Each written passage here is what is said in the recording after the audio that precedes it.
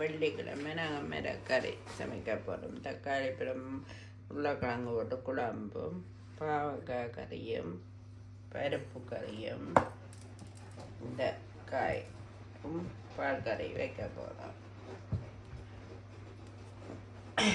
உங்களை கொண்டு சொல்ல வேணும், பாவக்காய்க்கு இளநீ விட்டு சமைக்கணும். நான் முதல்ல இளநீ தேங்காய் உடைக்கும் போது எடுத்து டீப் ஃப்ரிட்ஜில் போட்டு வச்சிடலாம். அதே போல் நீங்களும் இப்படி ஒரு பேக்கில் கட்டி டீப் ஃப்ரிட்ஜில் வச்சிங்களேன்டா தேவையான நேரம் யூஸ் பண்ணலாம்.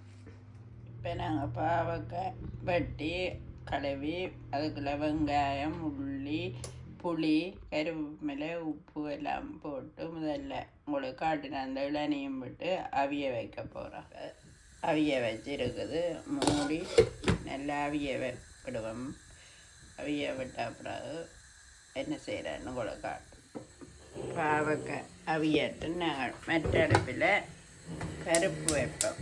வெங்காயம், உள்ளி, பச்சை மிளகாய், கருவேப்பமிலை எல்லாம் போட்டு மஞ்சள் தூளும் போட்டு அவிய வைப்போம். தக்காளி பழம் போட்டு வச்சால் நல்லா இருக்கும். அதோட நாங்கள் பெருங்காயத்தூள் போடுவோம். பெருங்காயத்தூள் போட்டு நல்லா அவிய விடுவோம். பருப்பு கறி நல்லா அவிஞ்சிட்டுது. பருப்பு உப்பு போடுவோம். போட்டுட்டு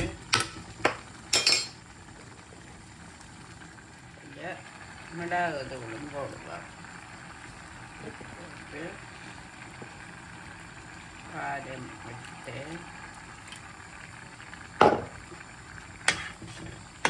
கொதிக்க விட்டுட்டு இறக்குவோம்.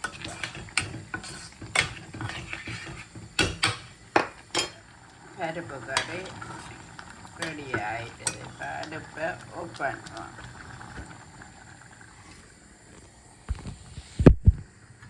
பாவக்காய் கறி நல்லா அவிஞ்சிட்டுது. பாவக்காய் கொஞ்சம் தூள் போடுவோம். உங்களுக்கு உரைப்புக்கு ஏற்ற மாதிரி தூளை போடுவோம். இப்போ டொமேட்டோ தூளியும் விடுவோம்.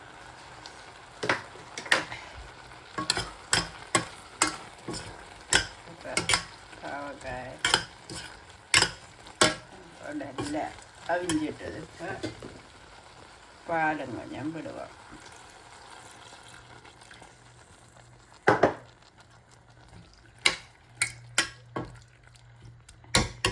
கொஞ்சம் கொதிக்க விடுவோம்.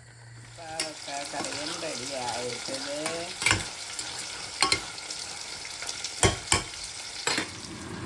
இப்போ தாளித்து எல்லா கறிக்கும் போடுவோம்.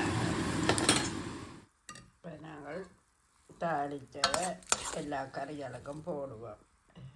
பருப்பு கறி, பாவக்காய் கறி, இது உருளைக்கிழங்கு குழம்பு, இது அந்த வெள்ளை பச்சைக்காய் கறி.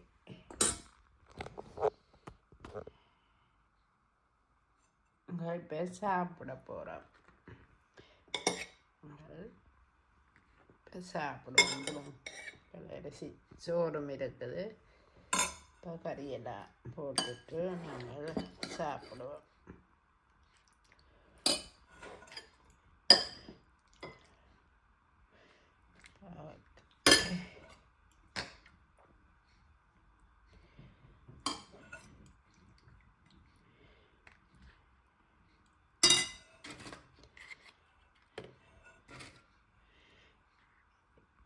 பாவக்காய் வடகம் இது.